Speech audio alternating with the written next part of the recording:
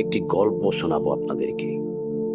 গল্পটি রাসূল সাল্লাল্লাহু আলাইহি ওয়াসাল্লাম এবং তার প্রিয় সঙ্গী আবু বকর সিদ্দিক রাদিয়াল্লাহু আনহুকে নিয়ে। গল্পটি শুরু করার আগে একবার দরুদ শরীফ পড়ে নিন। সাল্লাল্লাহু আলাইহি ওয়াসাল্লাম। সেই রাতটি ছিল পৃথিবীর ইতিহাসের সবচেয়ে ভয়াবহ এবং ত্যাগের রাত। চারিদিকে কাফেরদের তলোয়ারের ঝনঝনানি, আর তার মাঝেই নবীজি সাল্লাল্লাহু আলাইহি ওয়াসাল্লাম ও তার পরম বন্ধু আবু বকর সিদ্দিক রাদিয়াল্লাহু আনহু আশ্রয় নিলেন অন্ধকার সাউর গুহায়। গুহার ভেতরটা ছিল অগোছালো আর গর্তে ভরা।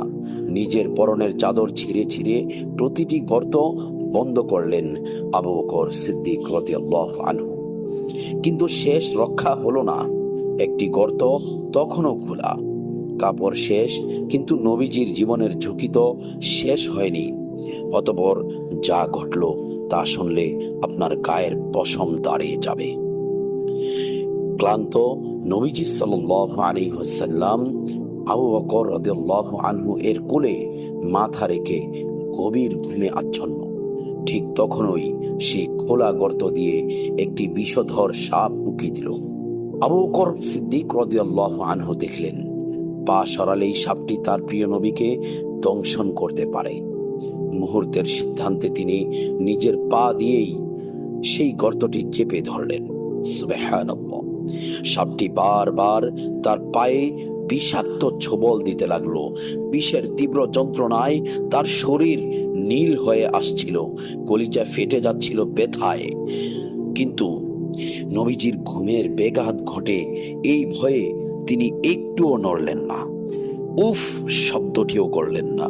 সুবহানাল্লাহ! কিন্তু ভালোবাসা কি আর লুকিয়ে রাখা যায়? তীব্র যন্ত্রণায় আবু বকর সিদ্দিক রাদিয়াল্লাহু আনহু এর চোখ থেকে গড়িয়ে পড়া এক ফোঁটা তপ্ত অশ্রু নবীজির গালে পড়ল। নবীজি সাল্লাল্লাহু আলাইহি ওয়াসাল্লাম জেগে উঠলেন এবং অবাক হয়ে দেখলেন তার বন্ধুর করুণ দশা। নবীজি সাল্লাল্লাহু আলাইহি ওয়াসাল্লাম বললেন, হে আবু বকর, কি হয়েছে তোমার?